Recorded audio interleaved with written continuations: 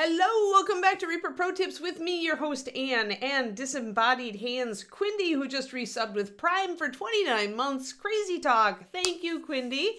Also, occasional appearances by Disembodied Hands, Justin and John. So, hello everybody, and Polly, thank you for the resub. Ooh, you're almost at your subiversary. I have to sing when you hit 12. Hello everybody. Wow, Balrog John, been a while. Hi. Hello, hello, hello, hello. Wait. I have to make sure. I'm the fearful leader, right? Instead of the fearless leader. Let me see. I want to make sure I didn't miss anybody else's resub. No, I didn't. We are good. Excellent. Awesome. How are y'all today? How was your weekend? Yes, Dargans. 5 more days of Dargan. 5. And have we checked on the Kickstarter? We're going to check on the Kickstarter. Oh, yes, that's right. We managed to get the Hellborns. And the Briarwind is complete, or Briarwood is complete, so that fairy dragon is now up for grabs. And now we're actually moving right along toward the troll, I think. Moving right along, yeah, at a clip. Hey, P. Burks, thank you for the resub. 4 months. All right, thank you so much. Yes, I sing when you get to 12. I do the subiversary song. Which is silly, but effective, apparently. Yeah. Oh, recovering from stomach flu. That's no fun. About 18k to the troll. Yeah, so we should make him today. Yeah. Not because of boredom. A likely story, Shadow Raven. A likely story. So I just want to check one more thing here. There we are. Let's see here.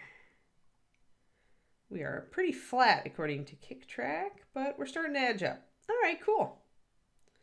Excellent. Yep. Starting to go a little bit higher. We'll see what we do. We'll see what we do. Now it's the exciting part where we see how the Kickstarter speeds up toward the end. Because you know it always does. Oh, Kariniko! 33 months. Oh, that'd be cool if you finished a mini. Yay. I don't know. I don't know.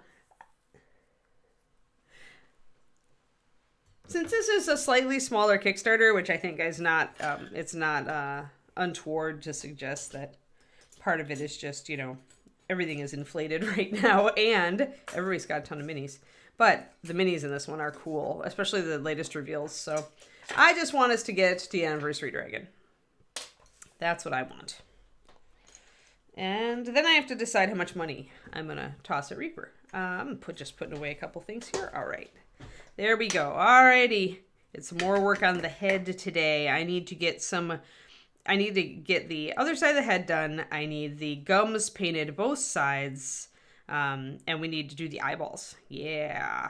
But I kind of want to get everything blocked in before we do the eyeballs. So let's see. Let us finish up the iridescence on the other side. You guys agree with that? Finish up the faux iridescence on the other side. I also have a few scales here that I didn't tackle. And once we have both sides of this head blocked in with the iridescence, then we can move on to do a quick finish on the gums, which won't take long. And then yeah, we can do the eyeballs. Yeah. I'm running this ship, am I?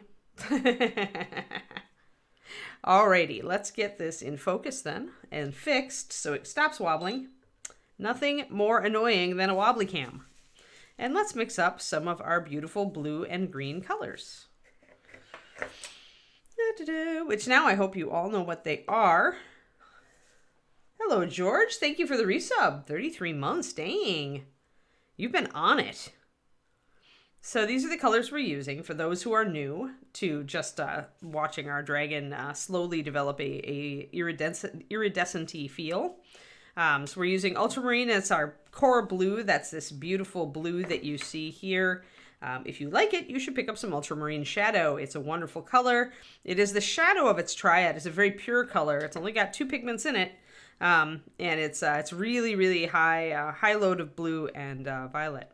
So Then you've got Dragon Green, which is one of our higher coverage greens. It's also kind of a neutral green. I wanted something that wasn't too cold because I wanted to introduce that hint of warmth so that you got a proper color shift out of it. I think that's important so that you don't stay all on the cold side. You see that shift.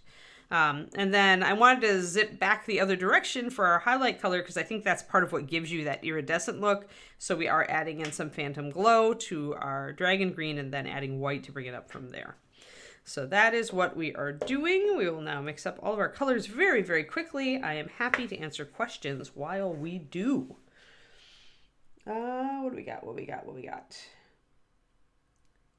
Tickets for the Bone Six party. Nice. Nice. When is that? Is that Friday? Twisted Oma? When is the party? I haven't been paying attention to announcements, so I'm clueless out here on the West Coast. Let's get our blue mixed up. Then we do 4 drops of Dragon Green and 1 drop of Phantom Glow.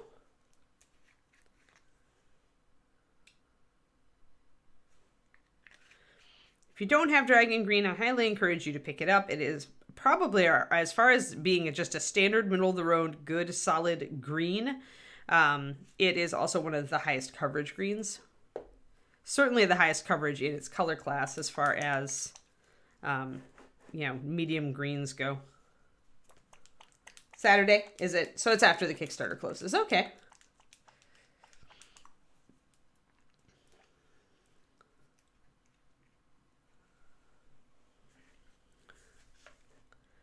Texas barbecue is good. Funny thing is, I moved out here to the West Coast, and there is actually a Texas barbecue place that is not terrible. That is just, used to be this walking distance from our apartment, and is now a short drive from our current house.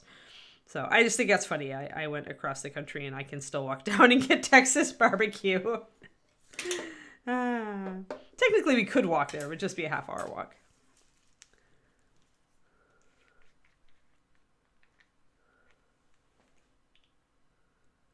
All right, I'm going to get that, and then we'll get some moved over and create our highlight. And I remember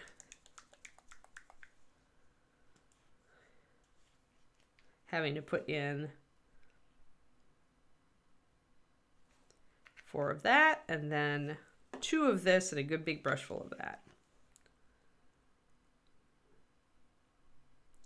Because I want it to slide more toward this cooler highlight to get that look that you see on the wing right here where it kind of shimmers.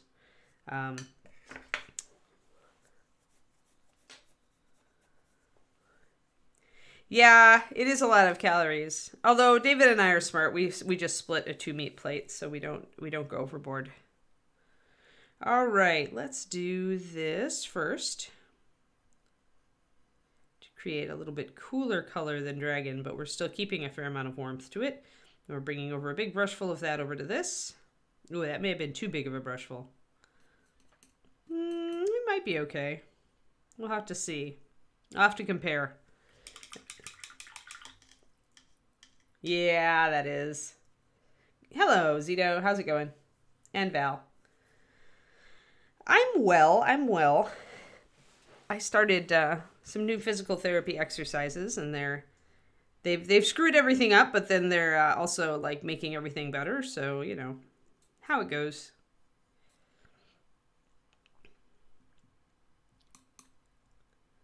There. So we've got our main colors figured out. I do feel like that's still a little bit too warm. I feel like I went a little bit too much on my adding my colors in. So I'm going to cool this down a little bit with just a little bit more Phantom Glow. I'm going to add a fair amount of, that's a little better. I'm going to add a fair amount of water to it as well. Oh no, not at all, Zito. No, I have what I call my crappy ass mixing brushes. So I essentially choose an expendable brush. Usually it's just brushes that I've acquired randomly. Or that, like, I picked up, in this case, it was one where it was a lower quality sable where I picked it up and it just wasn't up to my standards. So I began using it for a mixing brush. I like to use slightly larger brushes for mixing brushes because they mix faster, but you don't want to go too big because then you're just going to pull a whole bunch of paint into your paint water cup. But no, never use, and this is something I've been trying to break myself of, is never use your mixing brush or your painting brush for mixing. You'll screw it up. It'll just start to really deteriorate. So that's why I have labored to get myself in the habit of using separate brushes. Now, that said, where's our synthetic? Speaking of separate brushes that you have to baby, we'll go back to our synthetic today. Remember, it's at 3 hours of painting time, and we're starting to see a tiny bit of abrasion on the tip.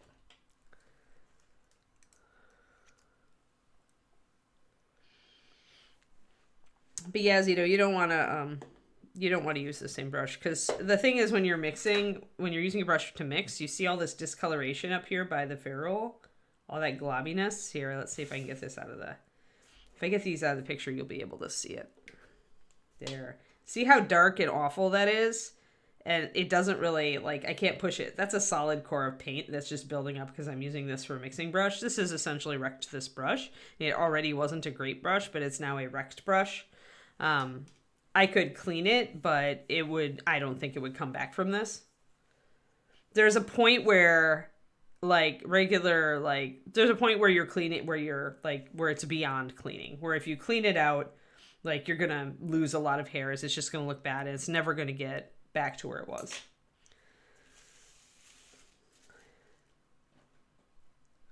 Now, I have in the past had a very bad habit of using my painting brush for mixing, but I have made a very, very strong effort to remind myself.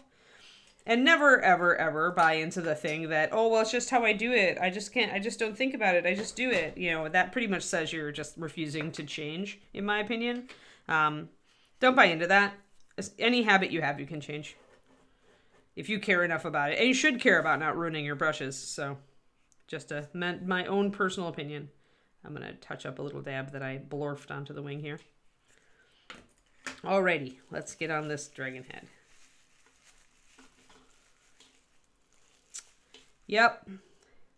Yeah, I mean, at that point, Zito, just, like, even if I had told you that I did, you should kind of use your own common sense and go, wow, that doesn't make sense to me. Alrighty. I'm touching up a little bit up here where I got, again, a little bit of blorf. I'm going to start holding the dragon with bubble wrap at this point because I'm starting to paint more that is going to be in danger of rubbing off. So, with that in mind... I want to kind of compare one side to the other and kind of look because I want to repeat it. So I went heavy in on my highlighting right under the eye here. Then I gave a little bit of a dip of blue here under the muzzle. And I'm pretty much like following the shape of the surface because there is like a recess here and then it bulges out. It poofs out more close to the muzzle.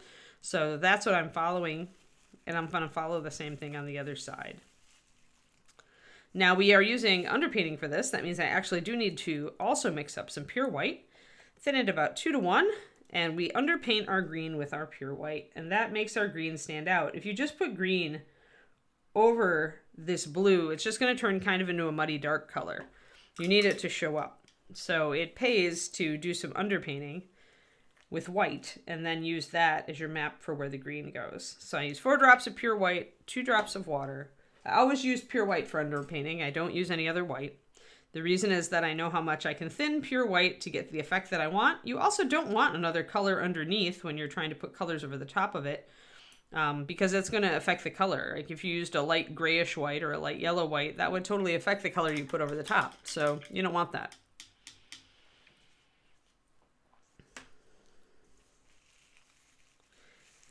Yeah, no problem, Zito. It's always definitely ask the questions because even though it may seem obvious to a lot of people, there are still people watching the stream who are new and who don't know. So any question is a good question. I am going to cover up a little bit. And the reason we're using a synthetic brush, guys, is that I decided since I had this like fresh synthetic that was exactly the shape that I like to use for a brush, I thought I would actually put it to the test and see how long it lasted under normal usage for like one of my Kolinsky sables. Because, I mean, I can have opinions of brushes I used 20 years ago, but, brushes have changed a lot since then. Technology has gotten better for synthetic brushes for sure. So I decided we would go and check this out and see how well we could do. Yes, simple questions are never a loss because you are not the only person on the stream who, has them. Guaranteed there are other people. Just doing a couple touch-ups, I can see that I missed some spots here. It's a problem with dragons. There's so much of them that you miss spots. Even more so than on a regular miniature. But yeah, there's tons of people who watch this show that are more new. And so what you may consider a newbie question is never really a wasted question. It always will help somebody. All right, so let's underpaint what we've got. So let's take one more look at the other side of our dragon. So we're going to get that green in there. We're going to do it by underpainting with white. So, all right, I think I get it. So you want to hit the parts that are facing the light. I do this a lot. I showed this last time. When you look at the dragon from above, you can see parts that are jutting out and catching the light. I made a little bit of an exception down here because I wanted more blue to show. But if I was being strictly proper about it, I would have to acknowledge that, maybe I should bring my green out a little bit more. I didn't like the look, though, so I chose to drop it back a little bit, even though technically this is not strictly proper. I'm getting away with it, but if we look, this is the parts, if you look at the light is coming straight down, the parts that are green is where the light is shining. So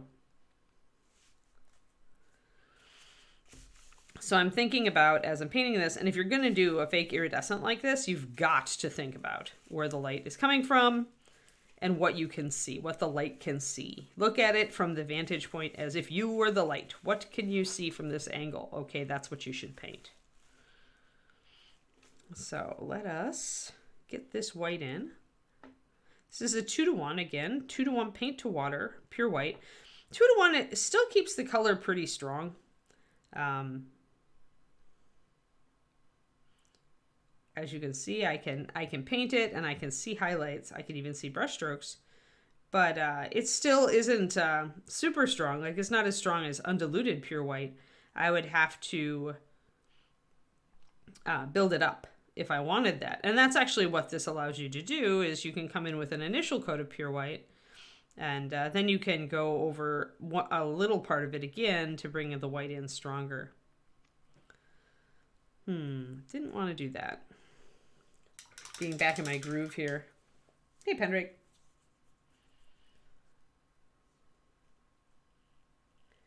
Sure, POTUS. It's one of those simple things where if you use a lot of natural references, you are used to looking at how things actually grow to answer your own questions. But a lot of people, I think, have a little bit of a disconnect. Like, they're not used to referencing real world things to paint stuff like dragons. So actually, I'm going to get this a little more perfectly in focus. There we go. It's better. So I'm coming in and I'm going to essentially, you can see how I came in on the edges of here, and with these outer scales, I definitely left some blue toward the middle. All these scales are facing up, so they're mostly going to be green. I'm just going to leave a little bit of strategic blue here and there to make it interesting so these scales aren't just flat. Now, one thing that I can't do with this synthetic that I'm already noticing is I can't do super thin lines like I can do with the Kolinsky. I can do decently thin lines, but not super thin. So as your brush control, even if you start with a good synthetic like this, as your brush control gets better, consider looking at a good sable, because you're going to discover that you can do more with it. Once your brush control is there, you're going to be able to get more out of a sable. But a good quality synthetic that's going to hold this is a pretty good point.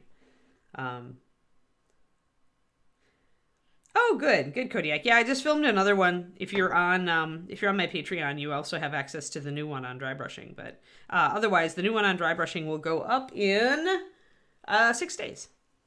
Should be on the 1st. I'm going to try to. We'll be traveling, but I'm going to try to get that up on the 1st. Need to put a reminder in my phone to make sure I do it. But yeah, usually at the beginning of the month is when the new videos go up. And if I can manage to do another one, because I wanted to kind of go up to 2 per month, if I can manage to slot that into my schedule like I'm going to try, then I'll be able to put up one on the 15th as well, roughly. I've got a lot of topics that I feel like need to be covered. Although I might start with a bonus video just on my... people have asked for the Anne origin story a lot, like how did I get started painting and stuff. So I may do a little bit of a self-interview, just kind of laying out my background and how I got into mini painting and how I got good at mini painting and how long I've been painting and stuff like that. My career with Reaper and all the rest of it. So...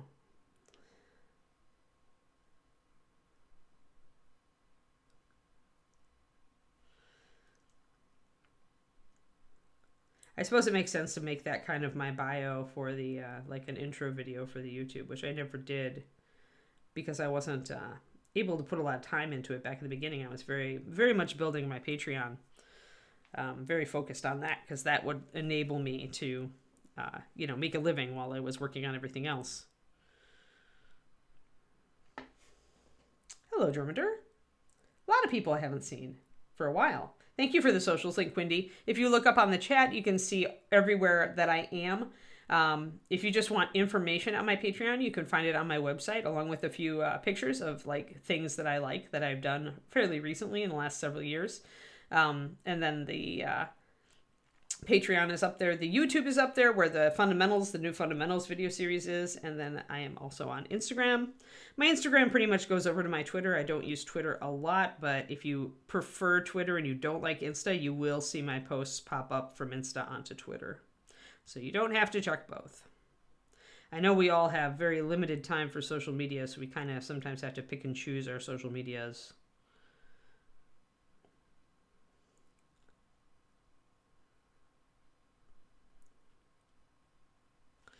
All right, so I'm pretty much just outlining these scales just the same way I've got green on the other side. And when I paint over these with green, you'll see the color shift.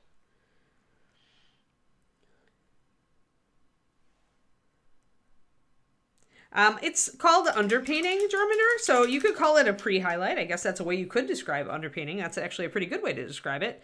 Underpainting is when you put down white or like a very light or very dark color. It's usually either a dark brown or a white, and you're either applying more shading or highlighting over it. Like you're essentially mapping it out, and then when you put the color over the top, it gets brighter. Most underpainting I see is either white, so that you can put a bright color over the top of a darker one and not have it be muddy, or it's like a warm cold underpainting where people will do a zenith, but then they'll paint the shadows in like blue, and they'll paint the highlights in yellow, and that will set them up for warm and cool colors to go over the top of that, which is a little more advanced. It's what Matt DiPietro teaches. So if you're interested in that style, I would advise, I would recommend one of Matt's classes on it. There are a lot of different painters doing a lot of different styles out there, and it's always worth giving them a try because you don't know what's going to resonate with you until you try it.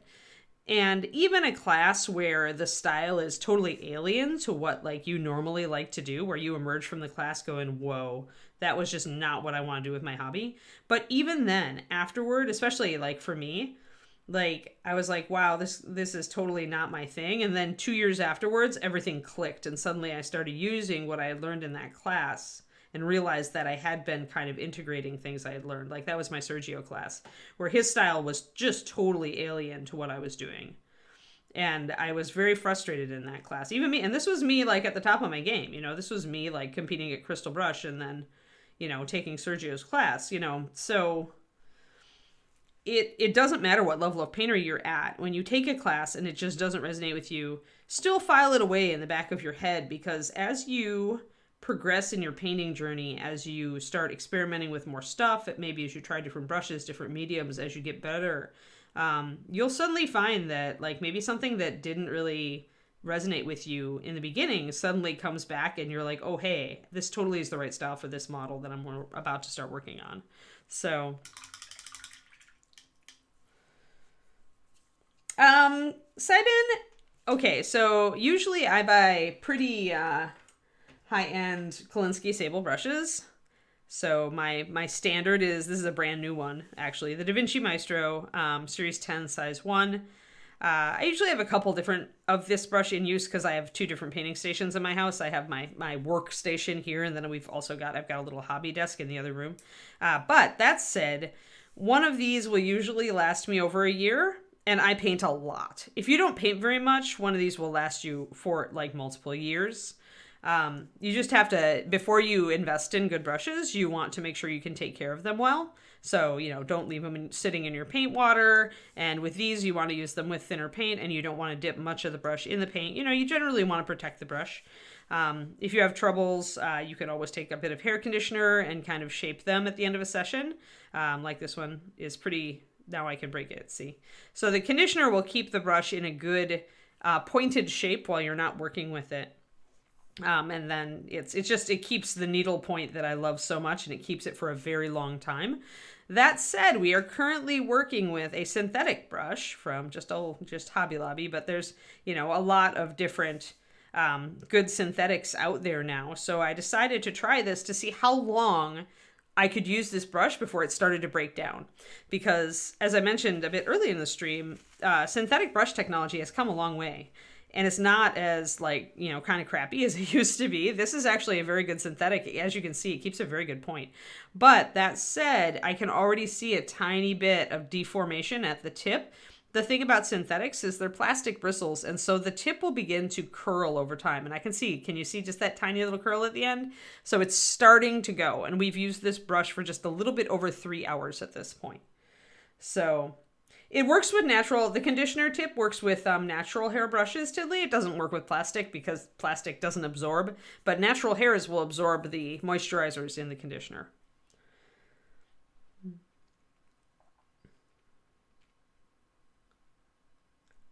Yeah, and all of that, Chaarondar, actually, from digital through to this, all of that comes from oil painting. Oil painters did it first. In almost all of the techniques we use, oil painters have done it first. But the underpainting is something that was often done in oils. Often a sketch is done in acrylics because they'll dry fast, and then the oils are applied over the top and built up. But doing a sketch in acrylics underneath for underpainting is certainly a very standard technique in oils. Yeah, so essentially, Seiben, I hate to say it, but what you pay for is what you get. So if you're paying for synthetic brushes, which are usually the orange or the white ones, they're plastic.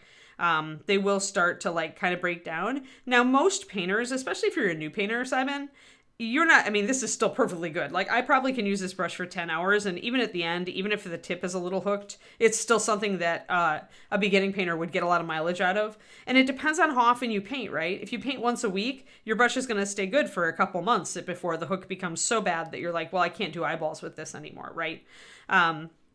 But if you take good care of your brushes and you get to the point where you're starting to get a little frustrated with the tips of your brushes falling apart so fast, and if you paint more, then I would say go for a high-end Kolinsky sable.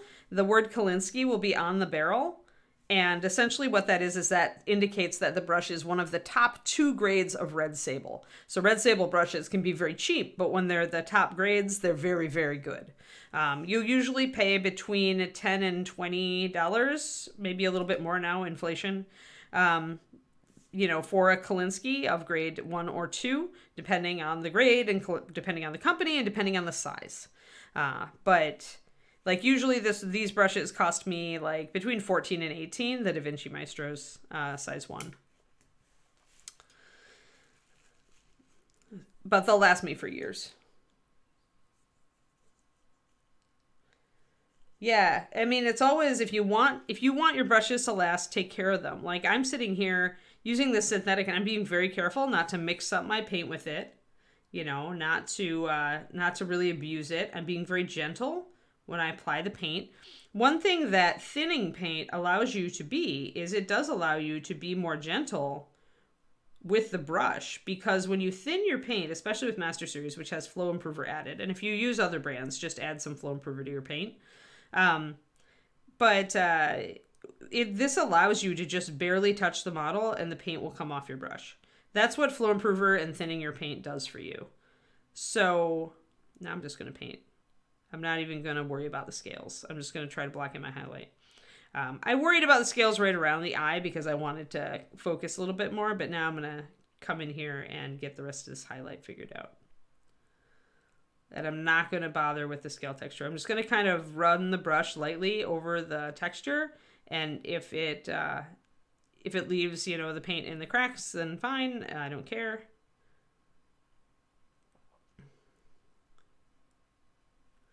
I'm going to leave this part underneath this ridge is going to be darker because it's out of the light, so the light doesn't fall there. You can't see it. Notice how you can see these highlights coming up now, just like you can see them on the other side of the head, but we haven't gotten to the green yet. So you can see the same shape here as you can over here. And you'll even see this shrink down a little bit more here. So I need to deal with this. I've got green down below. I need to deal with the front here. Hello, Crowley.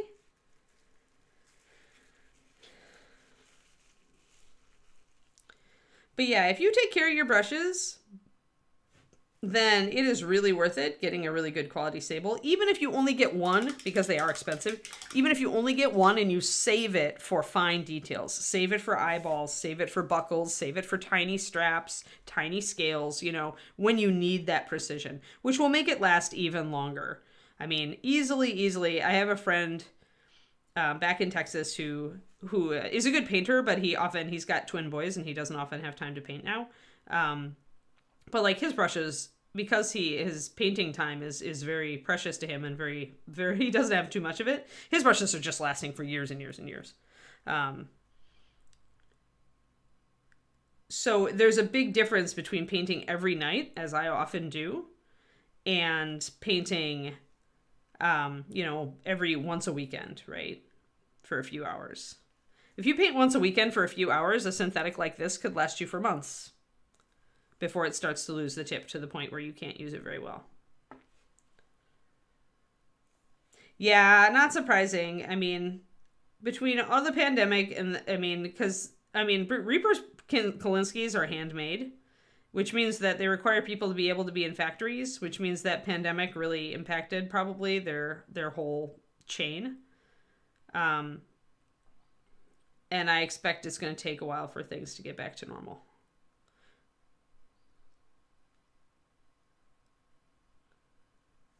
So now I'm bringing in these scales here. I'm going to keep that shadow here. I do want a little bit of highlight just on the edge of these little lip sections, just because it looks good. Like every once in a while when you're painting something, you want to stick roughly to the rules you're following if you're trying to do a lighting effect.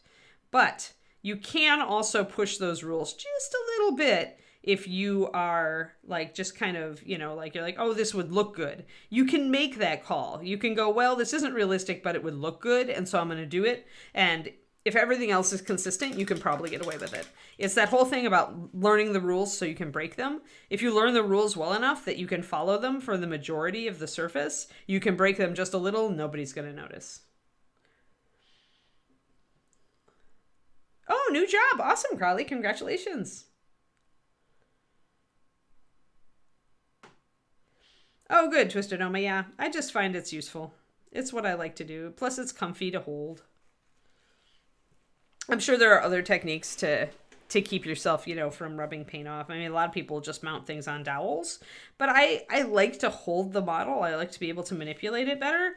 So I don't like holding on to a giant dowel when I'm painting something, especially if it's just a big, like, general model, maybe, but when I'm doing these tiny scales and stuff, it's just really, I get out of my groove that way. It's just not really happy for me. And mini painting is about being happy, so I reserve the right to use bubble wrap and to hold on to the model. All right, wanted to get the other side of that. I want to get the beak on the front here.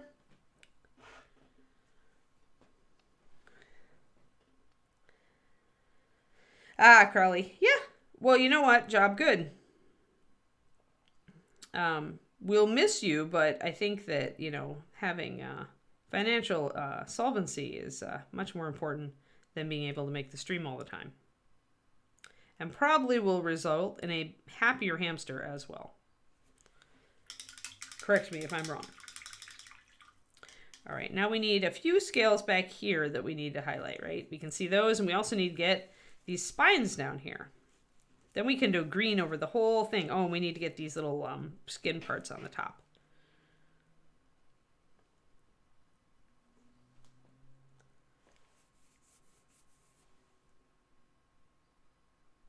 Minis, paint, Skolinski sables, yep. The important things. If we want, we can give a little texture in here. Actually, my white must be dry out today because my paint is evaporating super fast. When I find it, when I get a really strong white stroke when I'm doing that, then I know that my paint needs more white. Mortgage, daycare, yeah, all that stuff. The stuff that we rely on for existence. Kickstarters. Yeah, I'm hoping my oil paints will come this week, because we have a paint club this coming Saturday or Sunday, and one of the guys who uses oil paints is going to be there, and I was going to quiz him, except that like I don't have my paint yet, so I can't quiz. But it's coming from over the ocean, so it's going to take a little longer. It's okay. I guess I'll suffer. All right, so got our underpainting down. Up there on top. The horns on top of the head are going to be bone colored like the teeth, so I'm going to leave them dark, or I'm going to leave them blue for now. I'm going to paint over them with walnut once we get to that point. But today, I really want to get the scales, and I want to get the mouth. Let's get this. Trying to stay in camera a lot. I know that I'm really tight focused right here, so I do get off camera every once in a while, but I'm trying to keep an eye on myself.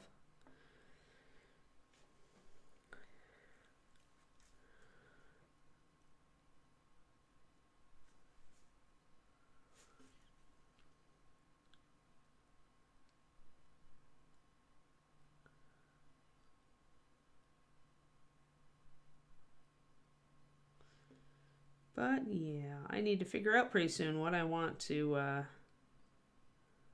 what I'm going to be in for on the Kickstarter.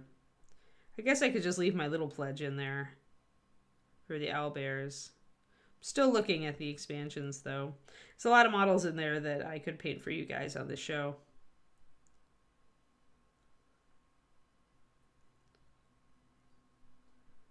Depending on how big the fairy dragon is, I might be able to, like, you know, I might take back my oath of never painting a dragon on stream to completion. But it depends. I might want to paint that one just myself. Sometimes it's nice to just paint in private. All right, so once again, this area, this comes out, but this cuts back down under. So these areas are going to stay darker. Now let's come out and get these little spines.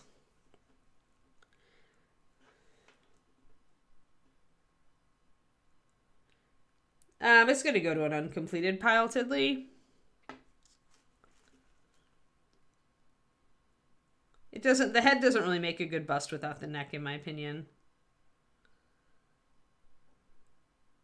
And it's not,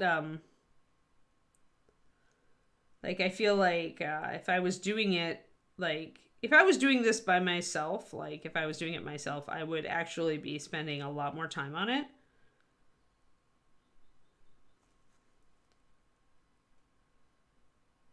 So it's not anything that I think I would want to, it'll just go in a box. It'll go in a box, and then maybe I'll think about working on it. Maybe I won't.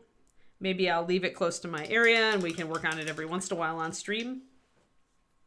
Fairy dragon is 7 inches tall. That's doable.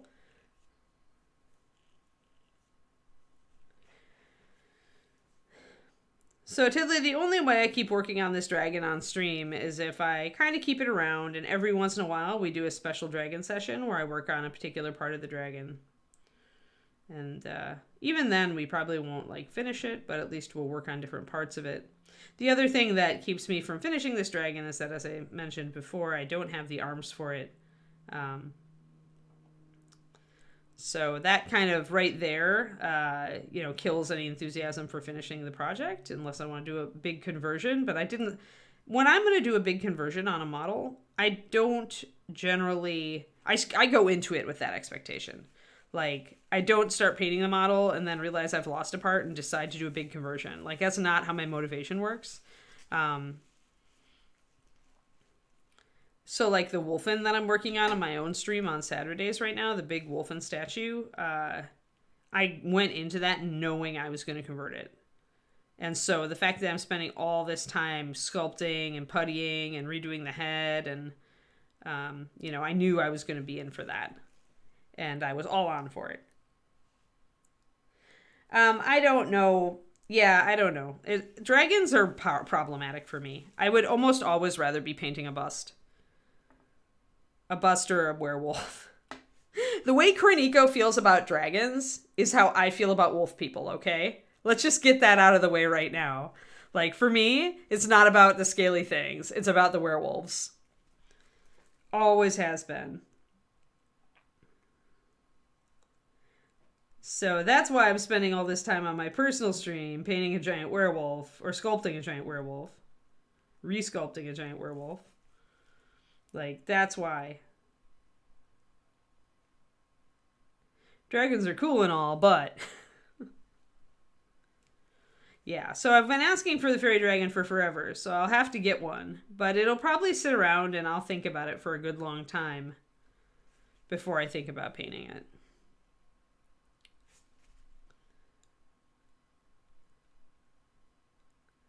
As far as anything, by the way, Kodiak, if I do anything off stream, or even just on my personal stream, like, it always ends up on my website. Like, it'll end up on my Instagram and my website if I finish it, so. There will always be pictures, you just have to, like, know where to look.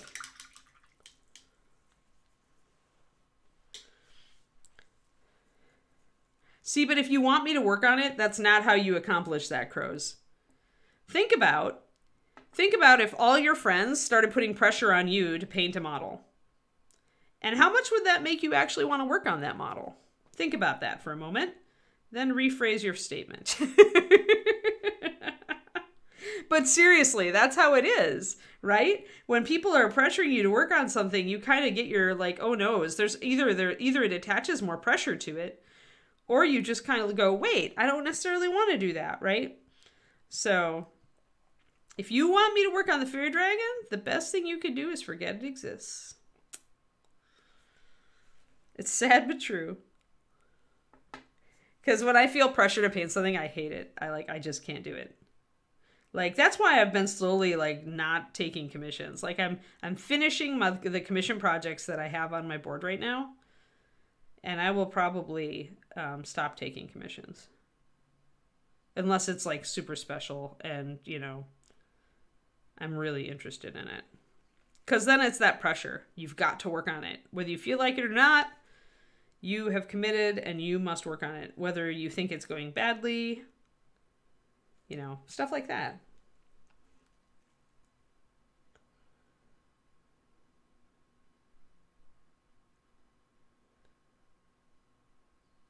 Aha! So there you go, Kuriko. Then you understand the Wolfen.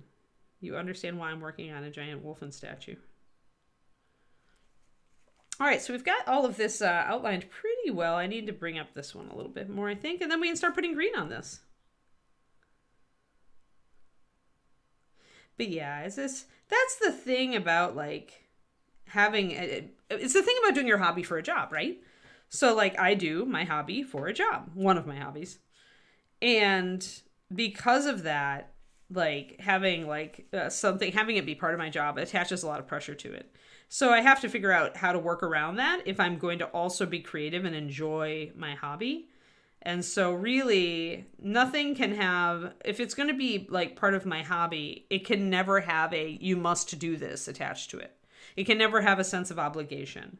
Like, otherwise the fun goes, like, right out, like you pull a plug right through the bottom. And this is just me, and I think that every person who does, like, mini painting as a profession, like, maybe has a different way of dealing with this. For me, it is definitely, like, I have to go into a project knowing that it's just fun and just for me, and the only reason I would work on it is because I want to see it.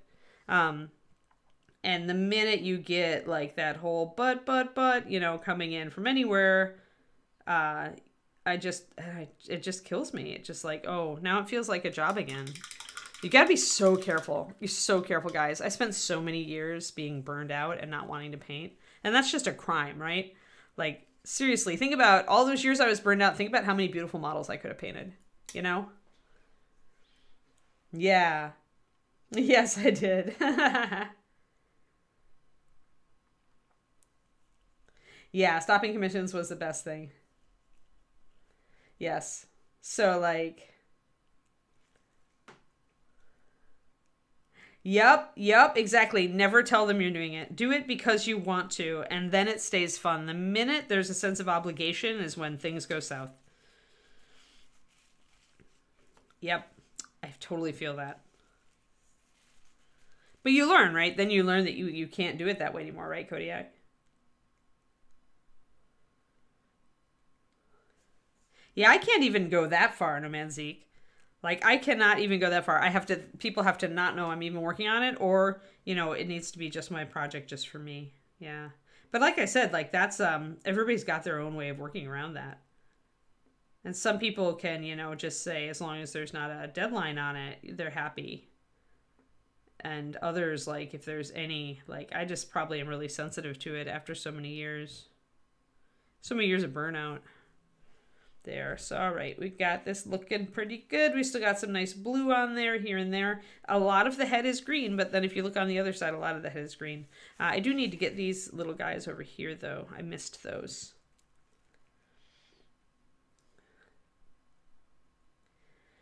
Yeah, exactly. Exactly. Big apple.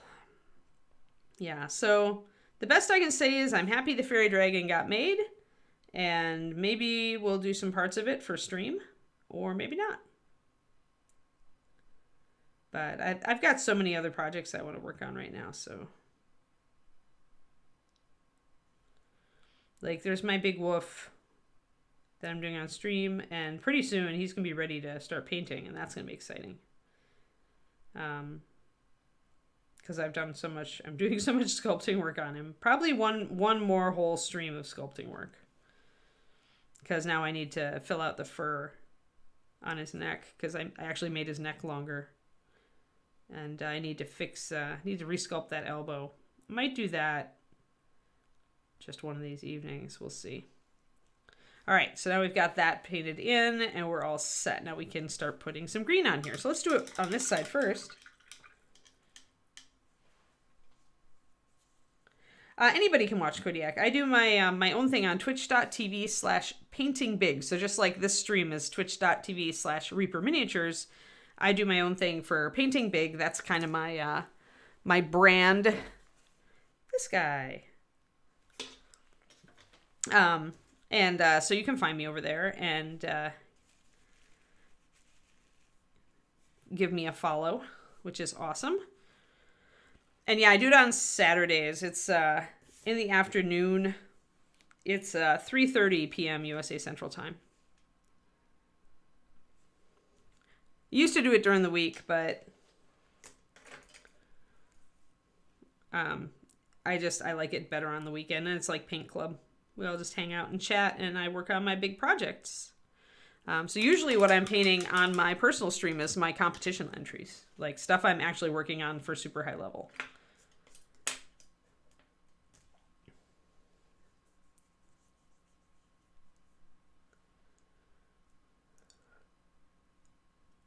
Yeah, that's fair, Crows. Collector's all good. You still have fun looking at it and playing with it and putting it together.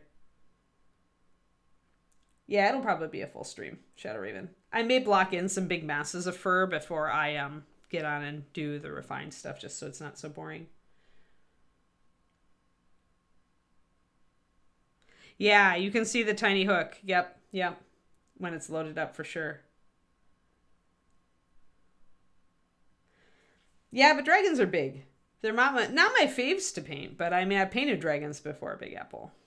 I could have put a werewolf. If I would have thought about it, I might have, but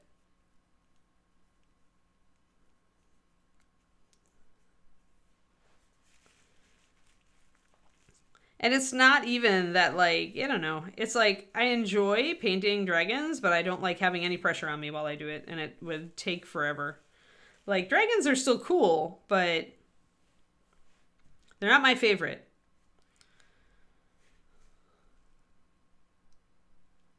But they are the epitome of big. Like, this is branding, right?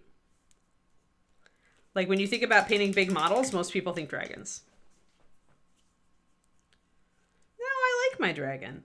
Hey, I paid good money to have that logo designed. That was not a me design. That was actually me going to a logo designer. So it ain't going nowhere.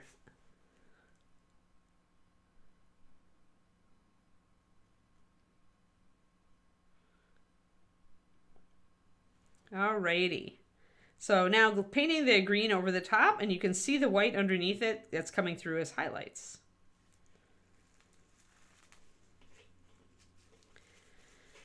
The problem with dragons is there's just too much scales. Like, I really love painting this head. The head is fun. Then when you get to the rest of it, you're just like, oh my god, there's so much of it.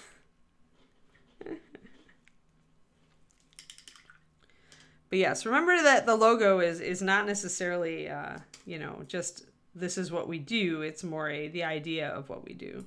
And dragons define big in miniature painting. It's also instantly recognizable. Whereas a wolf head, if I would have used a wolf, that doesn't say anything because wolves can be tiny. Wolves can be 28 millimeter, but dragons, usually not tiny. So it's all about brand, guys. It's all about brand.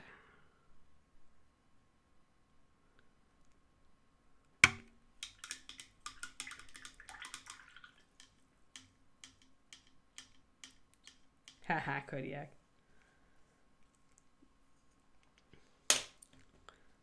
All right, let's get this thing going on. I had to thin down my other paints because, like I said, it seems to be pretty dry back here today. So my paint is thickening quickly on my palette, but that's fine. We've also been painting for an hour, so it is about that time I would thin the paint. So I'm just going to paint the green right over the whole darn thing. It's pretty thin now. Let me show you my paint consistency here. So pretty transparent, as you can see. You can see the palette right through it. I will often do that on my well palette. I will often kind of pull it thin over the top surface just to make sure that it's at the consistency I want.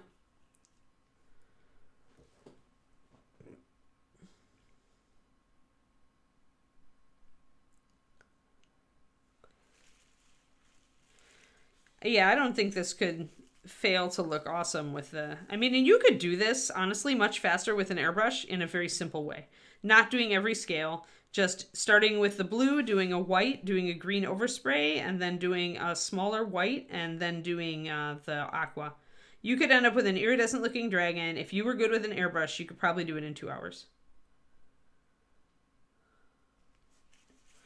So, it may be that that is the way for me to paint dragons, is to whip out the airbrush and just have at, and then just put some details on and be done. And that way it looks good enough to go on your shelf, especially if you take a little extra time to add a few more details. And but you didn't have to do a ton of work on it. So for those of you who like the look of dragons but don't want to put 100 hours into painting one, airbrush is probably your friend. Maybe consider becoming familiar.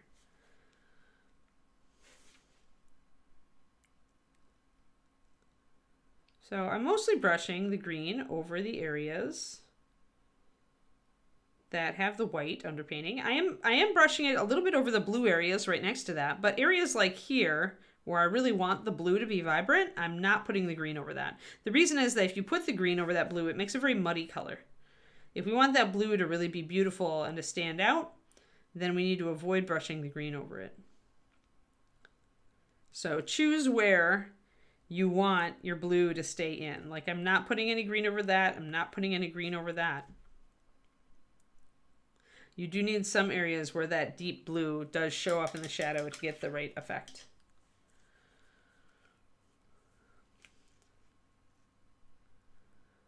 Yes, for those who didn't know, I actually did decide to do this color scheme on this dragon because I was thinking about using this color scheme on a totally different model.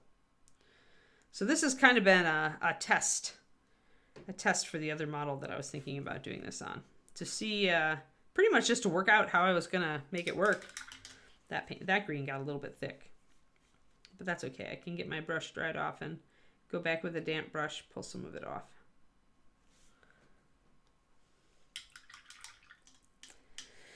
This is 9187 Ultramarine Shadow. It is a gorgeous color. Everybody should own it. It is a beautiful deep, deep, deep blue with a red shift to it, so more violet. It is a gorgeous color. It is the same color as artist paints that you would call dark ultramarine. Or deep ultramarine, some lines.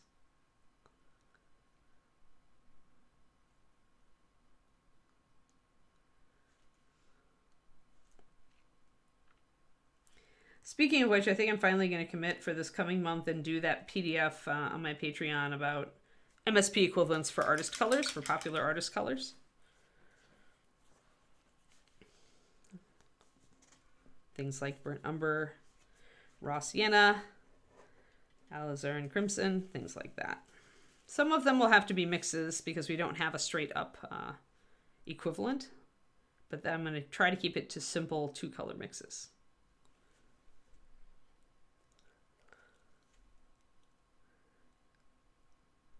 And that'll be for the $5 tier.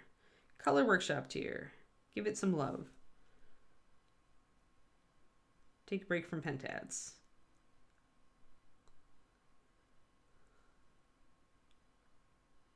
So I'm just lightly brushing this thinned down green over the white underpainting we did.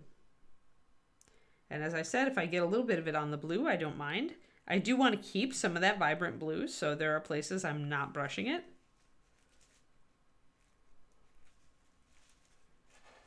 It is none of the above, Pendrake. And I'm not sure, because it is a smaller scale than this dragon, I'm still not sure how it's going to look, but at least I've gotten my colors and my progression down, so I can give it a try.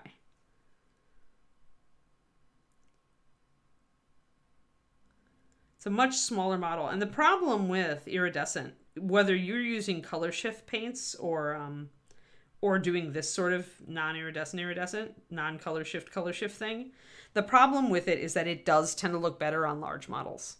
So I'm not sure, even though I've got the colors nailed on this, I'm still not sure it'll work on the other model I have in mind. So I'm going to have to, now that I've got the colors though, I can go in and try. I can try to see if I can get it to work. But yeah, this type of thing tends to look better on big stuff.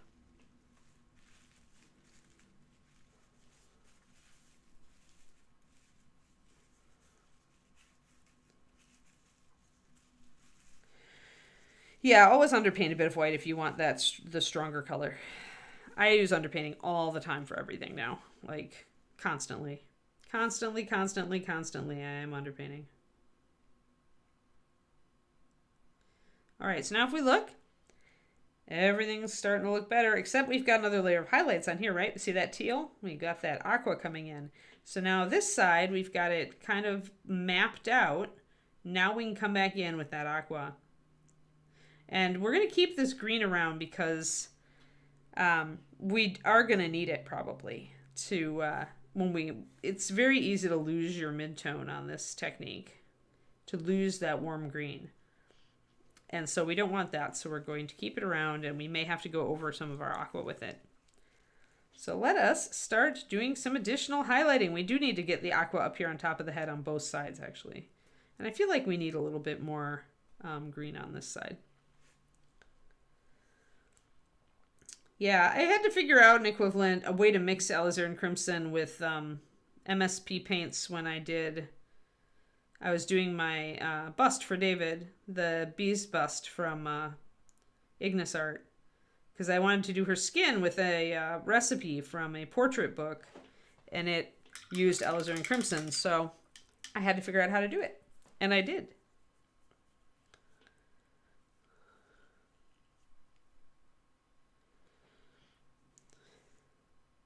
At least I figured out how to use it with do it with a mixture of scale color and Reaper. So I will have to like find the equivalent paint to do it with all Reaper, but I think I know what that paint is, so. And I know that it worked because it gave me exactly the skin tone I saw in the portrait book, so. All right, so we're still using our happy little synthetic. It's still happy. I am going to put another drop of water in my highlight color though, and remix it up with my mixing brush before we start applying it to the model. When it's been sitting there for a while, don't just assume it's going to be good. Stop and add a drop of water if it's been a while and remix it.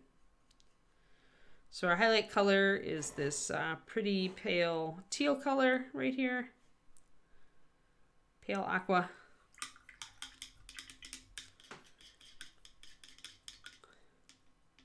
Which is made by mixing white with Phantom Glow and then adding a brush full of our green.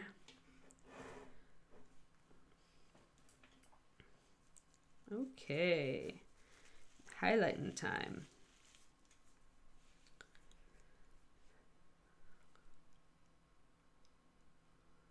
And to be fair, I could still be holding this model just by the horns, but I kind of like to rest my thumb on it, and so this way I can stabilize because of the bubble wrap. Now your palest highlight here is going to go where the light is bouncing off the figure. Like now you have to start thinking NMM. Up to this point, you could probably generalize and just paint what you can see from above and be pretty good. But at this point, when you're starting to work up to your top highlights, you really have to start thinking about non-metallic metal because that's the technique you're using to place these highlights. I need to get this guy rewrapped here. Hold on. My bubble wrap got all scrunchy. And his horns, her horns keep trying to get in the way. They are very pokey. All right, there we go. So that's the thing about the color shift when you're painting it like this and you're not using an actual color shift paint is you do have to think a lot more about where exactly your highlights need to go, where your warms and cools need to go.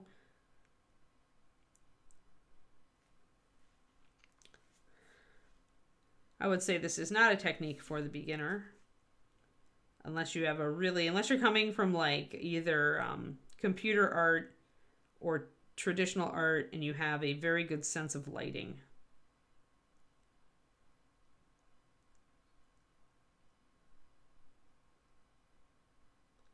You can do a little bit just by putting highlights where you think they would be also, as I'm doing here.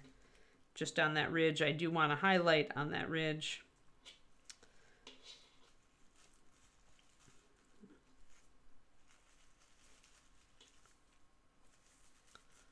There.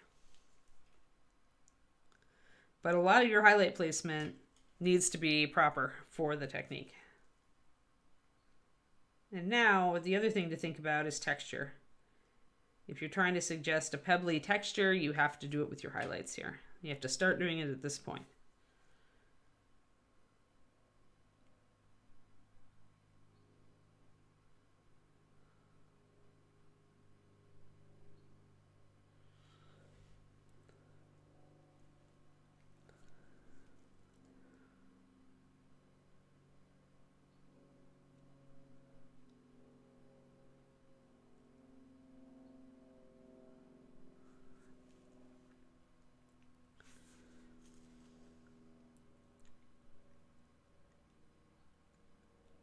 So I'm going to hit one, just like on this side where we concentrated on like a line of light coming down, like and hitting right here and then traveling down to here. I'm going to do the same thing on the other side. So I'm going to get a bit of light on top and bottom of the eyelid, and then I'm going to carry that down.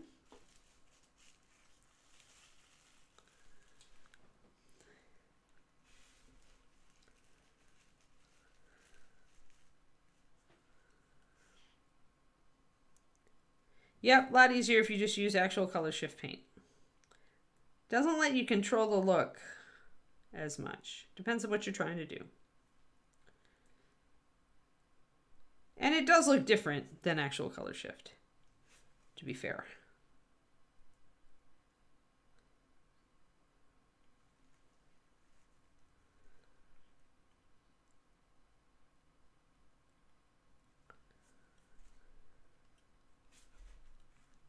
But if you're going to ask me to paint a dragon on stream, I had to do something interesting. We've done uninteresting dragons before. Well, relatively uninteresting, comparatively speaking. All right, let's get this. Sometimes I even want to map in the teal with a bit of white underneath if I want the color to show up a little bit more. As you can see, I'm having to wrestle a bit with my pokey. This is a very pointy head. It's very spiny, and it definitely wants to impale you. I'm going to do a little bit of underpainting with this and then put the aqua over the top. Let's see, we've definitely got a bit of a highlight all around these little scales here.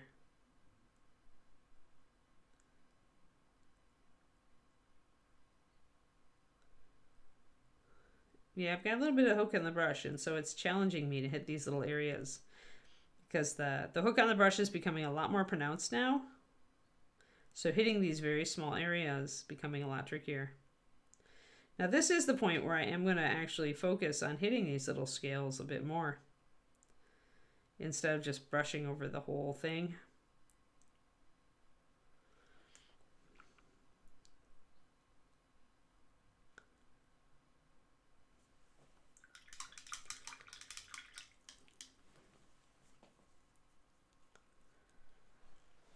Right.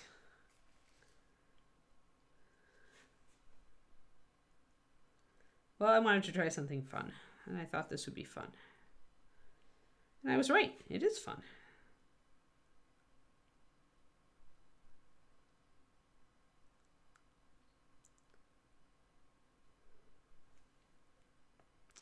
Now, the thing that happens when you go up with color like this is that you do end up with a very pale color losing some of what that color actually is. So like you won't quite see the aqua until it's covering a very large area.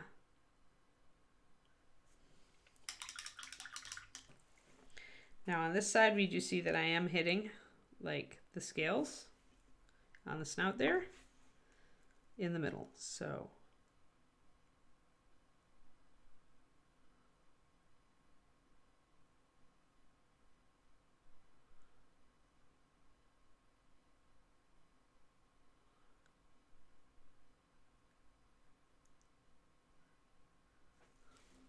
that's about right.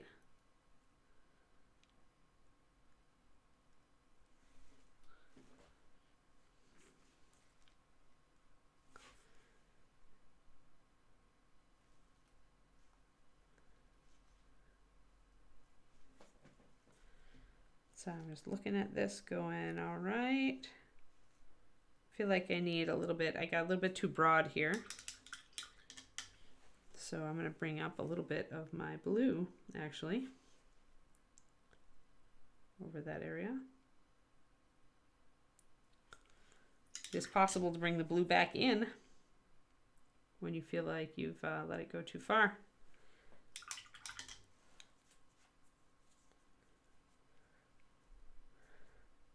You know, that's never really a thing.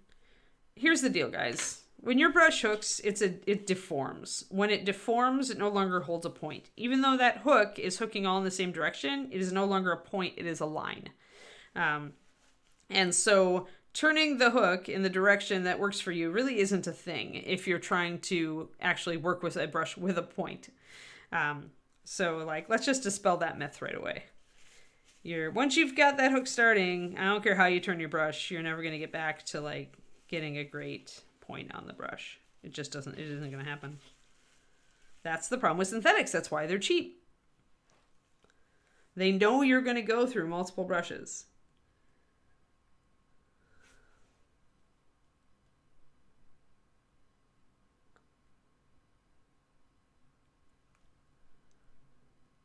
So it's never going to be like, I'm getting real mucky here. See how I'm getting kind of muddly. Nope. Nope. Yep, we're about, we have like 15 minutes left. Yeah, Agent Marvel's got it. You can't really change it. You know, you can attempt to do that. Yes, attempt is the word, Agent Marvel. That's the hot water trick that I think Jazzion actually brought up last time. That you can maybe reduce some of the frizzing that's causing your hairs to deform. But it's a cheap brush, guys. You're just not going to get the same performance. Like, it is what it is. You can strive to use it for as long as you can, and you can find uses for a hooked brush. It's still good for anything that doesn't require such fine coordination as this. So, it's not like they aren't useful. I mean, I'm using a lot of synthetics. I used a lot of synthetics for the wings, you know. I use, but when I use a synth, I tend to use a much bigger synthetic. Something like that, or my flat. And even then it's going to start, see, it's starting to distort, but I'm using this for big things to blend and to dry brush and things like that. So it doesn't matter that it distorts. You know, even this technically has gone down to dry brushing and paint mixing, but it's not like it's not useful as long as you're working on bigger areas. I mean, this is a good blending brush when it comes down to it if you're working on big wings. But if you're looking for a brush that holds just a razor point so that you can do anything, then you're going to run out of time on your synthetics. I mean, what I'm doing with this stream is I've been babying this thing, and we're still seeing breakdown before it's even at 5 hours of use. But, I mean, the breakdown is minimal. The only thing it's impacting is me painting these tiny scales. Hello, Olgrog. Oh, nice. Welcome. Welcome to the hobby, Olgrog. We like to meet people who are new to the hobby. And just so you know, even though I'm painting this funky dragon, if you have any newbie questions, like, ask. This stream we go on this stream every weekday. And I'm always open to answering any questions. So if you are a new person and you have, you know, you're running into a block or you're not sure what to do and you've got a question, just ask. Yeah, but for edge highlighting, I just use the body of the brush. I don't use the hook. Like, I find that the body of the brush is much more useful than a hook. The hook is just prone to splay, and it's not reliable. Now, if synthetics are all you can easily get and all you can afford, then just use them. Just, you know, just keep one brush back like this one with a really good tip and just only use it for details then. Use other brushes for, like, the workhorse part of your modeling. But just, it's not that synthetics are bad. They're absolutely, like, they can be utility brushes. They're just be aware that they will break down.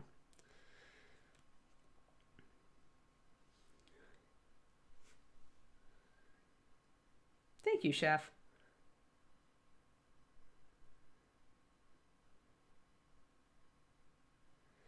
Yeah, as long as you don't need finesse. Yeah, if you need finesse, that's why I always say if you take good care of your brushes, invest in a good sable. Just one. One that's a good size with a good tip for details.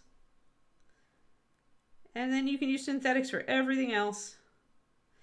And especially if you don't paint often, as I mentioned earlier, synthetic brushes are just fine. Because, like, if you only paint for, like, a few hours on, like, a Saturday every week, like, that's all the time you have for your hobby, your synthetic's going to stay pretty good for probably months, you know?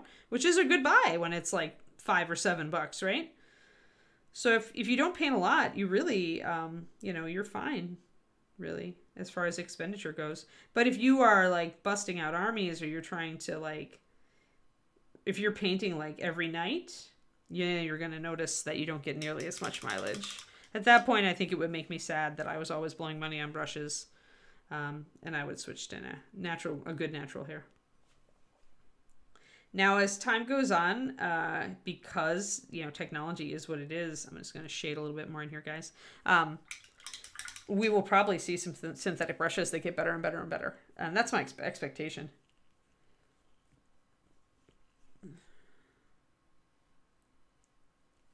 Yeah, it's not like they're not still useful. It's just, yeah, like I said, if you want really fine control. And if you get to the point, and I mentioned this earlier, but I'll mention it again because it's really worth mentioning. If you get to the point where your brush control you feel is really good, but it's your brush that's letting you down, that's when to go and get a good sable. Because you're going to see your painting just level up overnight because you're going to be able to rely on your brush. So if you feel like, well, I don't want to buy an expensive brush because I don't know if I'm going to stick with the hobby, and I don't want to buy an expensive brush because I don't know if I, take care of it as well, or I'm not painting that much or whatever. That's totally valid. But if you do get to that point where you're like, man, I feel like I could be doing better, but my brush just won't do it, that's when you should maybe consider buying a better brush. Because even though the really good Kolinsky sables are like, $20 or 15 to $20, I would say on average, worth it when it lasts for years. Even at the peak of my painting, where I was full-time, I was painting 40 hours a week, or more, it would take me 6 months to go through one of these Da Vinci's to really, really beat it down.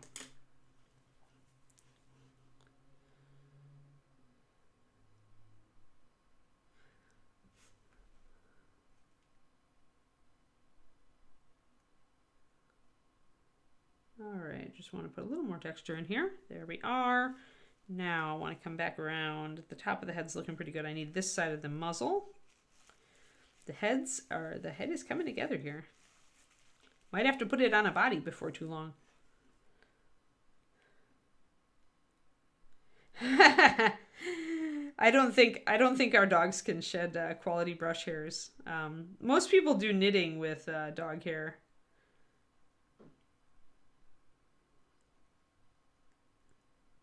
I think we're a little too fluffy. I think our dogs are a little too fluffy. Good thought though, Pendrake. Yeah, if we could find a dog that didn't mind having its tail shaved, that would produce the right kind of hair, we'd be golden. We just have a lot of dogs with no hair on their tails. I think that would be a little silly. Just a little.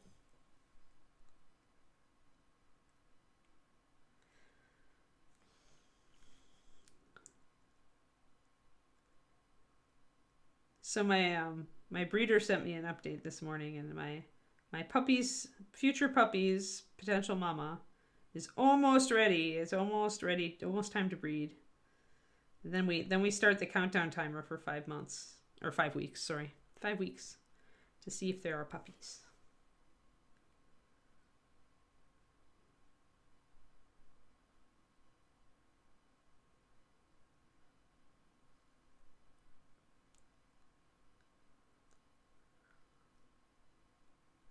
There we are. So just getting that nostril up there, and we're going to come down the front a little bit, hit some highlights here. If there's a girl, yep. I want a girl. Some cats maybe, yeah. Really sleek cats. Like it would need to be because it needs to be soft hair and flexible, but it also needs to have some firmness to it. It needs to just it does make me wonder. But again, then you'd have to pluck the cat tails. You'd have to shave the cats and take their tail hair. And that seems like just...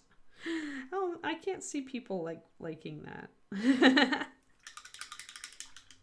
Sorry, I had a bit of rub off there on the front of the snout, so I decided to put some more blue down and go over that area real quick. Pendrake, it doesn't work out like that.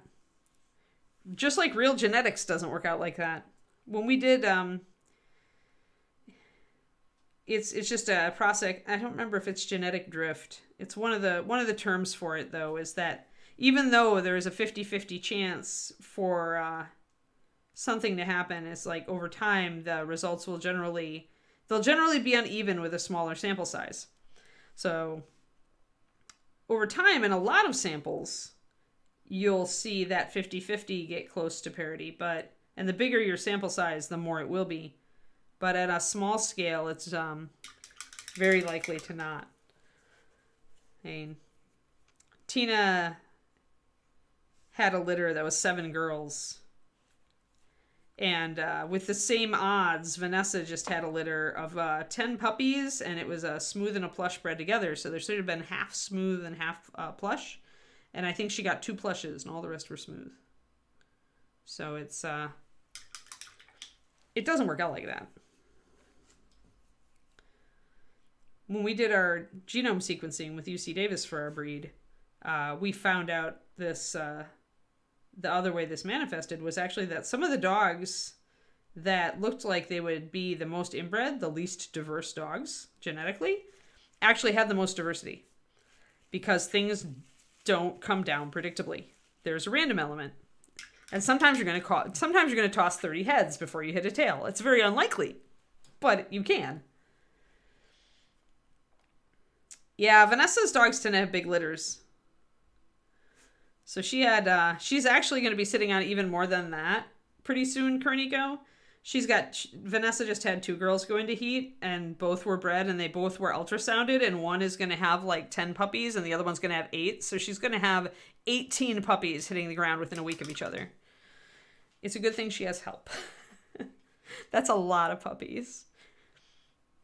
That's more puppies than I would ever want to have to take care of. Especially with the high standards that we tend to have in my program. The amount of work with that many puppies, when you're doing like early neurological stimulation and you're doing like early socialization protocols and all that stuff, and then just keeping the dang things clean, which the puppy mommy does for the first couple weeks, but then it's all you.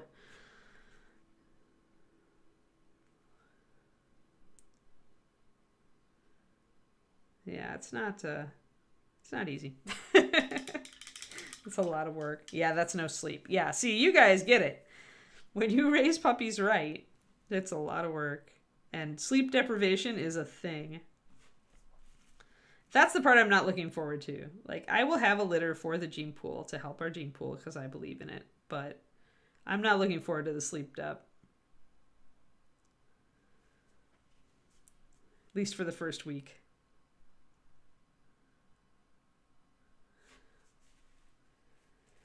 I don't right now, Kodiak. I used to breed, but I'm involved with the breed. So the breed is a Shiloh Shepherd. And if you go to Shiloh, it's SHILOH -shepherd.com, you can see our dogs. Shiloh-shepherd.com. But we're a rare breed. We're not AKC or UKC recognized. We run our own show right now. But there we go. So we're getting some nice highlights on either side of the muzzle. Oh, there we go. Thanks, Quindy. Yeah. So yeah, there you can read about our program. We're very, because we can run our own breed and we're not AKC, it actually gives us the ability to like set standards and rules for breeders that are enforceable. And genetic testing and all the rest of it. So we can do a lot more. It's kind of why Shiloh's, we're not the only Shiloh organization out there. We're probably the most science-based one, though. We're definitely the most united as far as our breeders working together. But that's why the Shiloh hasn't gone for recognition, is that it means that you can no longer really have, like, you really can't impose many rules. Nobody really has to follow them if you do. Shiloh is actually from the Bible, and our breed founder was born again Pendrake.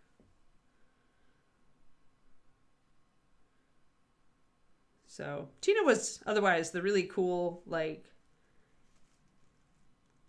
I call her the really cool kind of Christian. She was very devout, but she never pushed her faith on you, but she loved to talk about the Bible. So she was my mentor. But she passed away from cancer back in 2011, I think.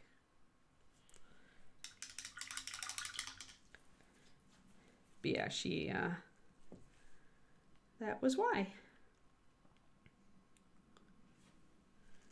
But essentially, they're big goofs. Big goofy shepherdy dogs. The girls are a little more serious. That's why I like them. All right, we're darkening down with our blue back here to get the frills to show up. There we go.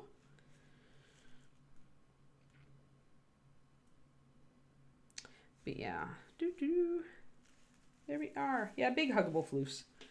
Like, and I'm not in it to be a serious breeder, but I will help our gene pool. So that's my thing.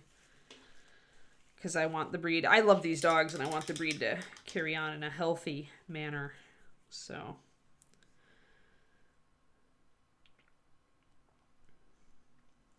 Unlike many other breeds. There we go. All right. Got that blocked in. Got that blocked in. Sweet. All right. We have like 2 sides of the head. Yeah, they're very smart, and they're a herding breed. Although technically we'll probably, if we ever do go for recognition, we'll go UKC as a companion breed. So, okay, we need to actually do this highlight a little bit more down here, right? So let's do that. Yeah, any herding breed for sure, and most other, many breeds need a lot of socialization. So these guys, I will be doing a lot of taking the puppy down to our local street mall and stuff. Oh yeah, Leos are also big floofs. They have a lot in common with Shilohs, but they are also a herding breed that has been rebuilt largely with flock guardian lines as well, which means more independence in general. Very large dog, requires a lot of grooming. Requires a lot of training, because when you get a large dog, you really have the responsibility to make sure your dog is well behaved.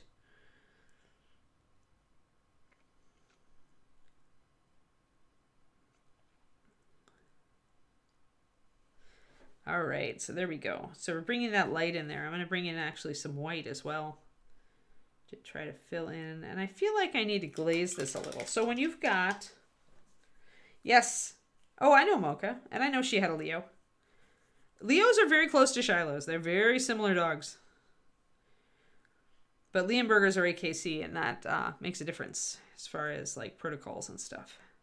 But yeah, they're nice dogs. I remember before they were AKC, they were showing in the same rare breed shows that Shilohs were. But yeah, and I know Mocha. Everybody knows Mocha Pendrake. But yeah, her pup's really cute. Yeah. Yeah, I've seen it on Facebook.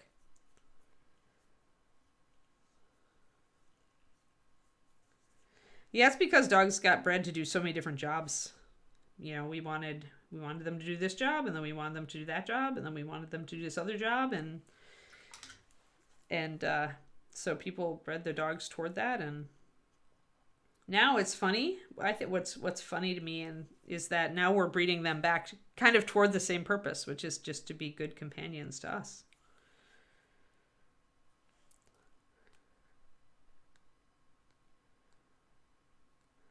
Yeah, if Mocha shows her puppy off, I mean, they are beautiful dogs, no question about it. But I could totally see a bunch of mini painters going, you know what, that dog is really cool. All right, so I glazed with my lighter aqua, and now I've got this light coming down here. So I'm going to come down here. I'm going to kind of start bringing up this area.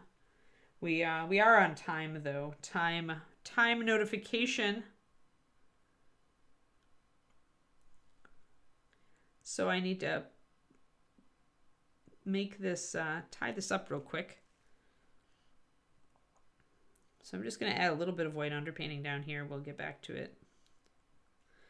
But we did manage to get a lot of this figured out today, guys, which is awesome. Welcome to the new people on the stream. In addition to painting, we tend to talk about dogs and art and cooking, just for fun. There are definitely some streams that I go far more instructor mode and pretty much narrate play by play, but there we go. So we've got this. So I've kind of got light coming down. So when I look at this, I want to be able to see the light fall. I think I've got it a bit better, more effective on this side than I do on this side right now. So I need to work on that. Although we're getting there with this part right here. And part of it, I think, is maybe the eyes a little tighter over there. And here I've got a little bit of a gap, but still. Oh, I'll be having puppy cam. Simon, I really like to do music. Unless I'm like into like, I listen to a lot of instructional books. I listen to a lot of nonfiction. So for me, I'll listen to that sometimes if I'm in the mood, if I have enough brain power for my nonfiction. Otherwise, I listen to music. I can't listen to fiction on audio. It actually makes my brain really tired. I don't know why, but it does. So I don't do fiction on audiobook. But yeah, I do a lot of nonfiction. So there we go, guys. We're getting there. We're getting there. So I think we're going to do the mouth next time. Finish the mouth and we're going to do the eyes. Actually, let's block in this other eyeball.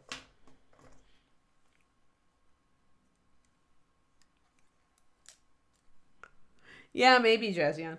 I mean, it was driving too. I tried to do an audiobook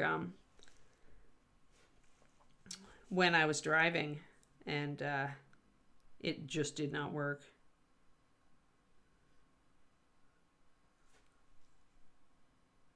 So let's block this in. That way we've got both eyes at the point where we can paint. Although my white is a little bit weak here.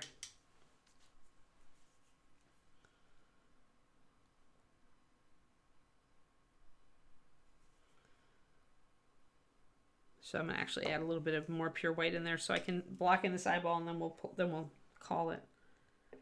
Since we've gone late, oh noes, we've gone overtime. That's fine. We don't have the Alpaca Nation breathing down our neck today. What's up later today? Is it Rhonda Day, Quindy? Is it Bird with the Brush this afternoon?